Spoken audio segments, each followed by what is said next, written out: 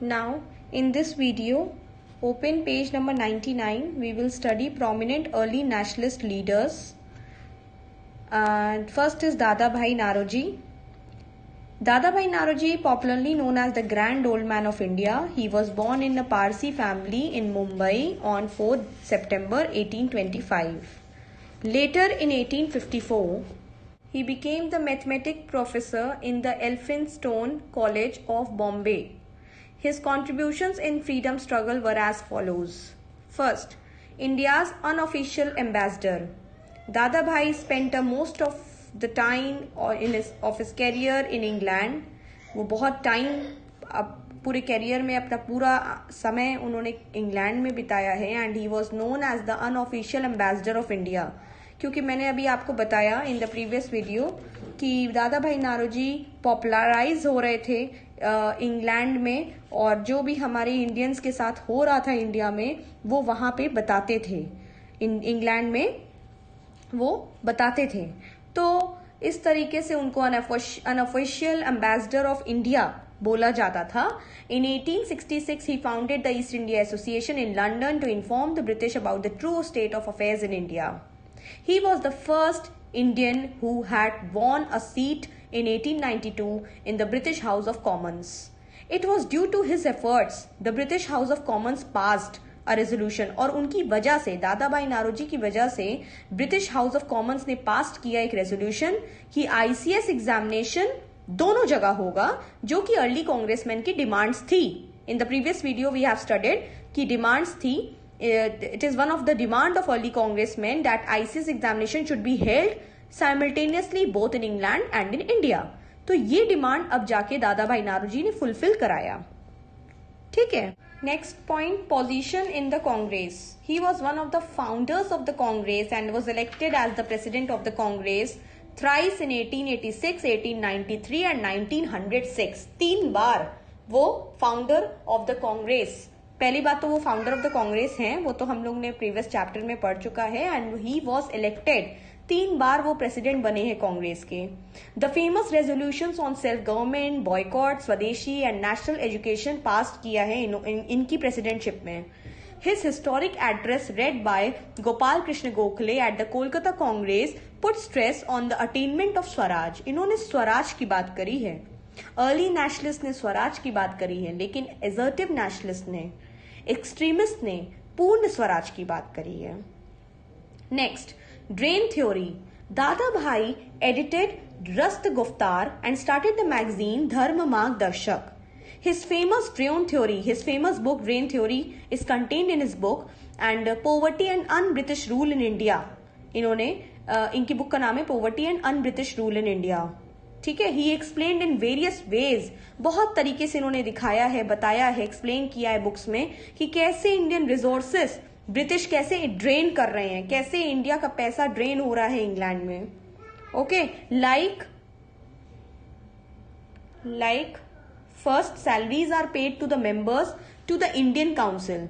जो पैसा आता है वो इंडियन काउंसिल को दिया जा रहा है. इंडियन काउंसिल में कौन मेंबर्स हैं? ब्रिटिशर्स की, ब्रिटिश इंग्लिशमैन हैं. सेकेंड, पेंशन भी दिया जाता है तो ब्रिटिश ऑफिसर्स को दिया जाता है. पेंशन इंडियन ऑफिसर्स को या इंडियन पोस्ट को, किसी भी पोस्ट को नहीं मिलता है इंडियंस को. Third, payments to war office for maintenance British troops in India. अब वॉर ऑफिस जो है, जो मेंटेन करते हैं ब्रिटिश आर्मी को, उसमें खूब पैसा जा रहा है. Fourth, profit of the British trading agencies. जितना पैसा है वो ब्रिटिश ट्रेडिंग एजेंसीज की पूरी इंग्लैंड जा रहा है. Fifth, sending the savings to England. जितना भी इनॉर्मस प्रॉफिट ब्रिटिश अर्न कर रही है इंडिया में, वो सब इंग्लैंड जा रहा है by the British working in India. क्योंकि ब्रिटिश यहाँ पे काम कर रहे हैं इंडिया में और हाई सैलरी दी जा रही है, हाई पोस्ट दी जा रही है इंग्लिशमैन को. ठीक है.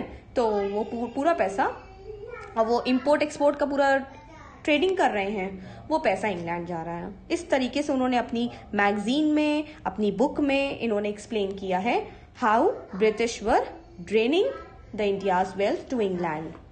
ठीक है. ये दादाभाई नारोजी का था. Now next we will study about Gopal Krishna Gokhale.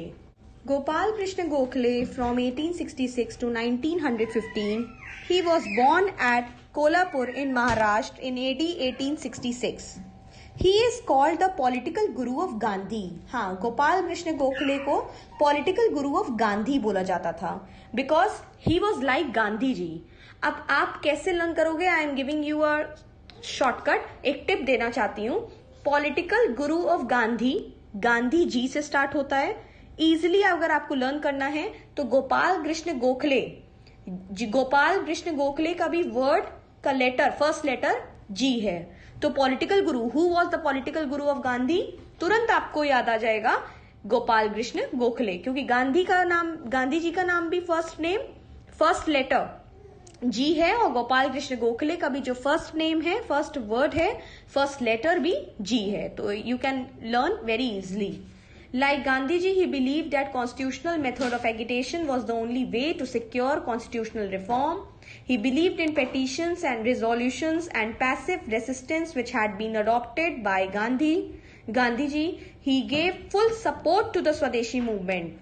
स्वदेशी मूवमेंट का पूरा सपोर्ट गांधी जी ने भी किया था। फॉरेन यूज को बॉयकॉट करें, फॉरेन गुड्स को मत यूज करें, फॉरेन आइडियाज को मत अडॉप्ट करें। तो इस तरीके से गोपाल कृष्ण गोखले भी पूरे अगेंस्ट थे, like same Gandhi ji. He was inspired by the principles ideology of M.G. Ranade.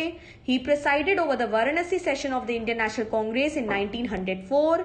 He edited Sudharak, the quarterly journal of the Poona Sarvajanik Sabha, ठीक है, जर्नल मीन्स बुक, मैगजीन, उसको एडिट किया उन्होंने। His contribution in freedom struggle were as follows. आजादी की लड़ाई में उन्होंने कैसे कॉन्ट्रीब्यूट किया। Faith in constitutional movement, mister Gokhale had faith in constitutional means like petitions, prayer, passive resistance etcetera.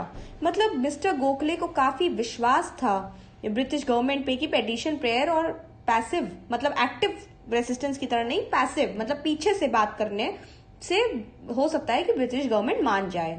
He supported the स्वदेशी मूवमेंट।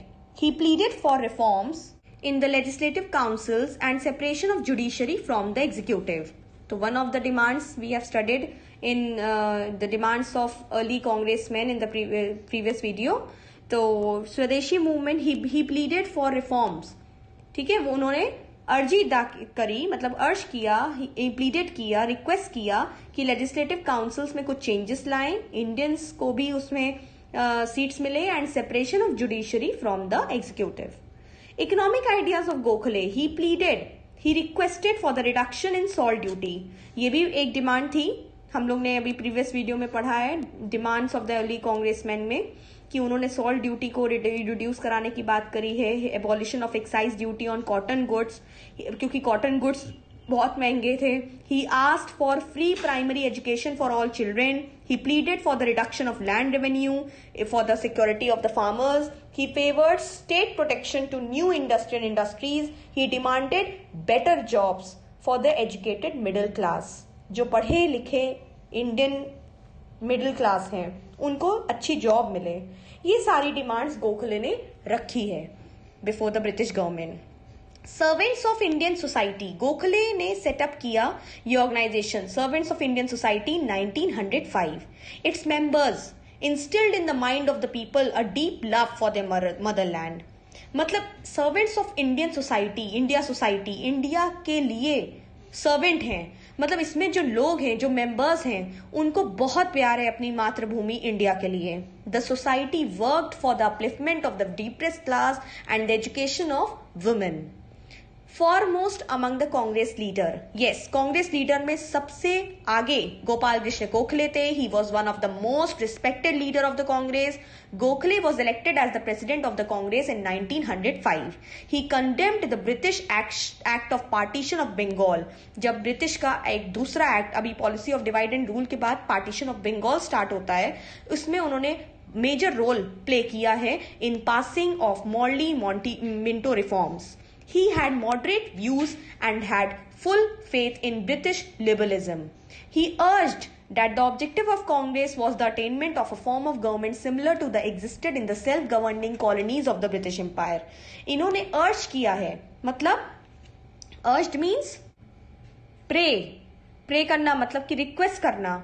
अर्ज किया है कि हमारे जो कांग्रेस के ऑब्जेक्टिव्स हैं वो फुलफिल हो जाएं और गवर्नमेंट हमें वैसी मिल जाए जो जैसी हम चाहते हैं। सेल्फ गवर्निंग कॉलोनीज जैसे ब्रिटिश एम्पायर की है उस तरीके से चाहते हैं। Surendranath Banerjee, now Surendranath Banerjee was born in 1848 and he is known as the father of Indian nationalism.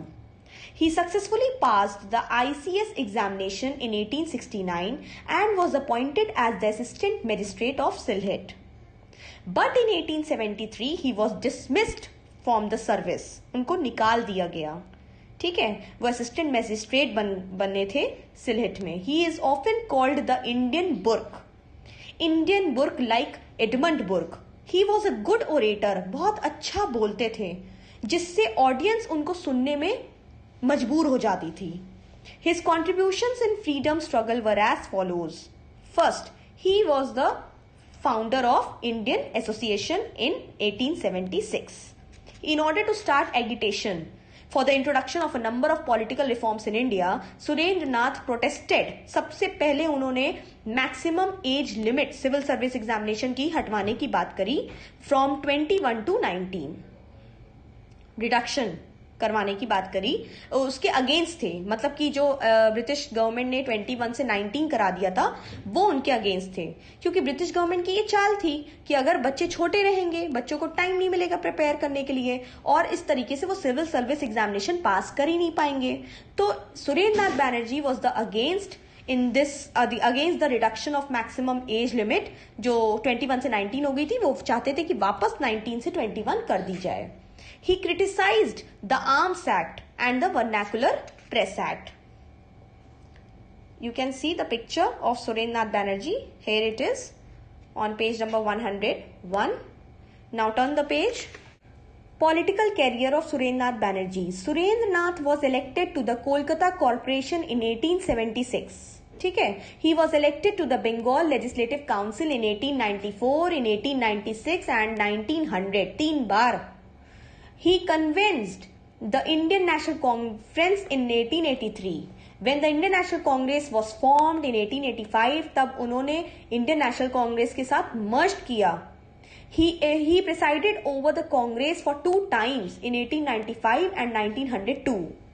इन्होंने एक द बंगाली नाम का एक पेपर है उसको एडिट किया, which opposed, जिसमें इल्बर्ट बिल और वर्नाकुलर प्रेस एक्ट के खिलाफ उन्होंने लिखा है। His best book known is A Nation in Making. इनकी एक बुक का नाम है A Nation in Making, ये उनकी बेस्ट बुक है।